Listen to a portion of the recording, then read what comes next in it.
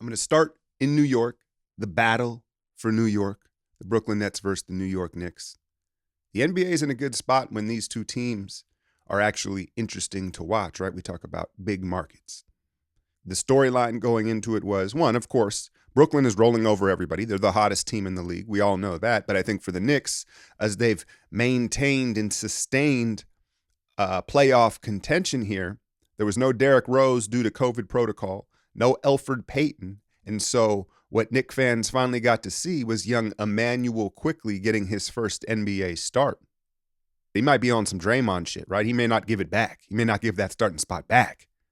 I think that's very coach dependent, though. I don't think that that's Tibbs' way. I don't think Tibbs will do that. But he played well enough to consider it, right? And what was he, the 25th pick? Another Kentucky guy, all those connections in New York.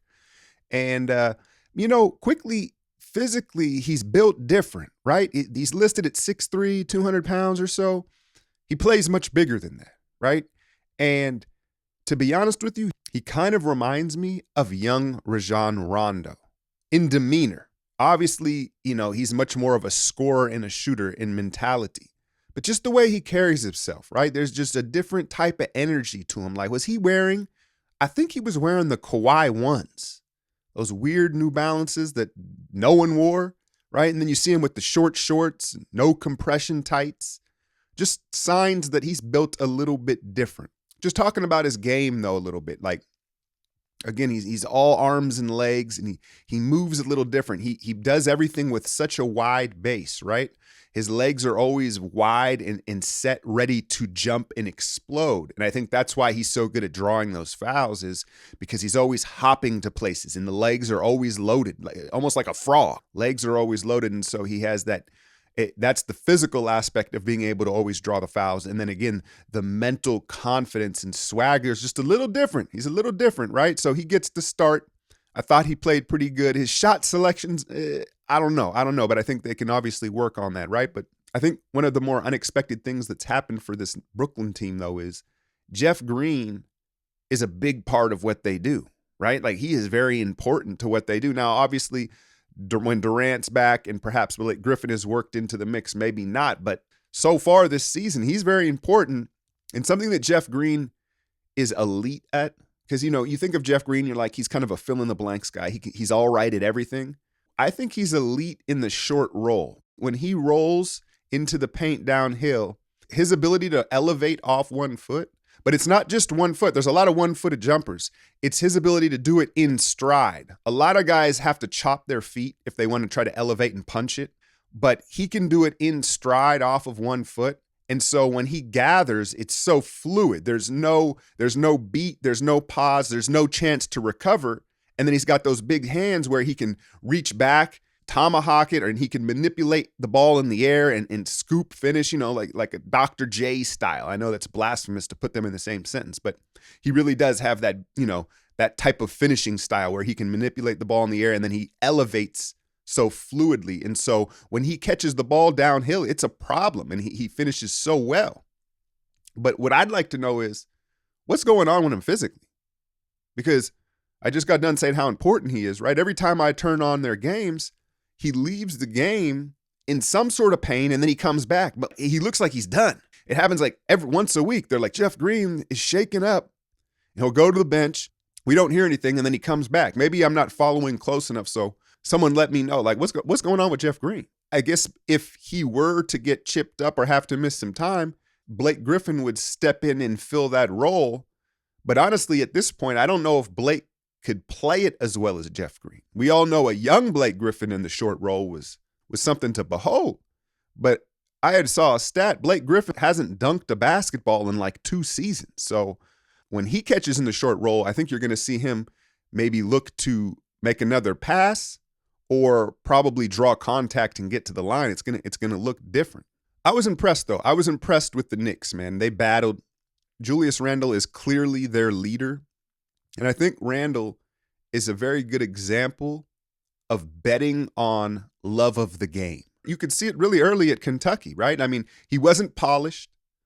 The jumper was suspect.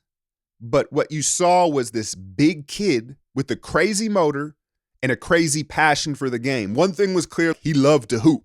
And then he's got size and a motor. And so, people that doubted Julius Randle, hey, I'm still doubting the three-pointer. I got to say that right now. But I was always a believer that he could be a star caliber player because, again, when you mix those ingredients together, you got a big, physical, capable athlete with a great motor, and he loves hoops. So at some point, he loves hoops enough to where he's going to get to where he needs to get to. And now you're looking at a legit all-star in Julius Randle.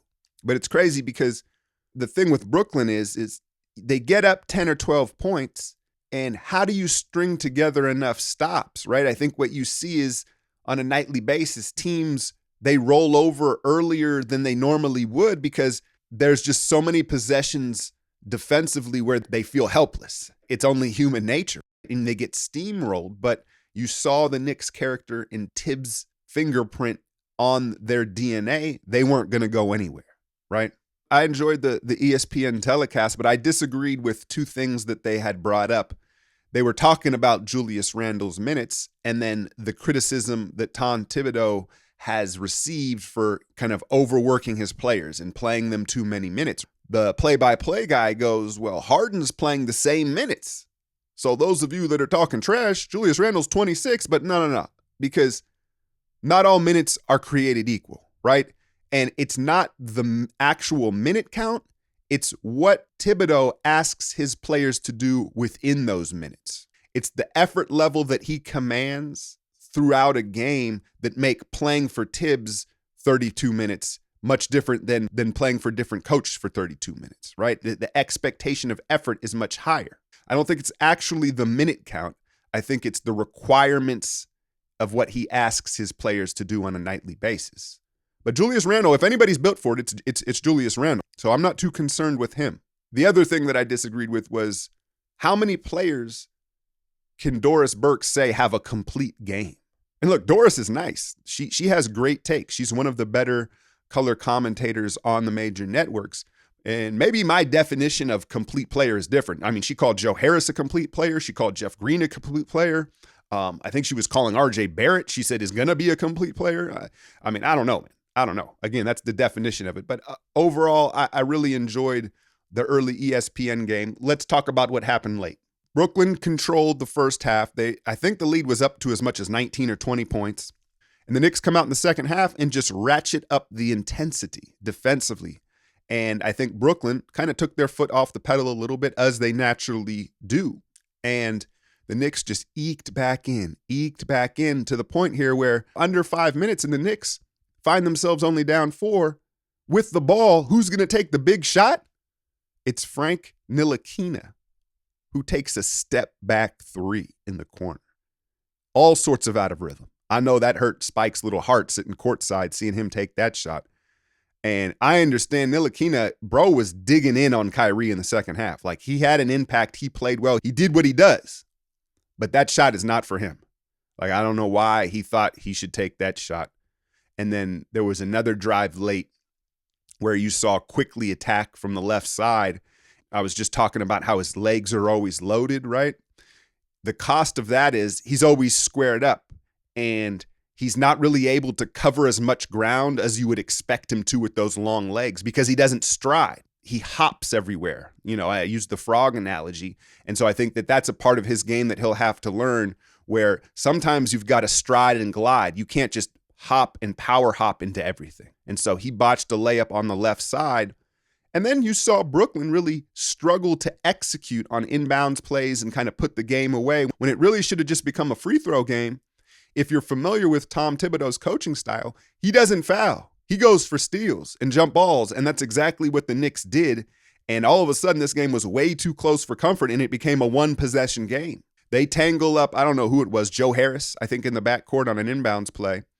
And they challenged that it was a jump ball and won the challenge. Scott Foster and the referees, they got it right. And so it's a jump ball at midcourt, and the Knicks win possession. Timeout, there's like 7 seconds to go. The play is drawn up, and it's Julius Randle coming to the inbounder, and then Alec Burks. There's a fake handoff action for Burks. I thought Randle should have used his gravity and given the ball up to Burks, but he turns, Kyrie strips him on the way up, and he brings the ball down and they call a travel. Bad call. Bad call. Mind you, they had just used their challenge on that jump ball review, 30 seconds ago. And Randle lost his shit. Randle's one of the few players where it kind of looked like he was actually going to do something. Like they really had to restrain him. And I don't blame him. That was very frustrating. A rivalry game, and what an opportunity that would have been to hit that shot. I think the reality of it is, though, I don't think he was going to be able to regather that and go back up with that amount of time. For him to hit that would have been tough. But it was a blown call, man. It was a blown call, and it seemed like an easy one to make. And Brooklyn escapes the Battle of New York. I'll tell you what, though. The Knicks, like I said, I was impressed. And I think they're going to be a real pain in the ass in the playoffs. They may only take one game in a series, right? They may get swept with their youth, but they're going to be a pain in the ass. They're going to make the other team work. And that's what you saw, right? Let's just hypothetically say they see Brooklyn in the playoffs. They might get swept. They're going to make Brooklyn work way more than they want to. It's not going to be comfortable.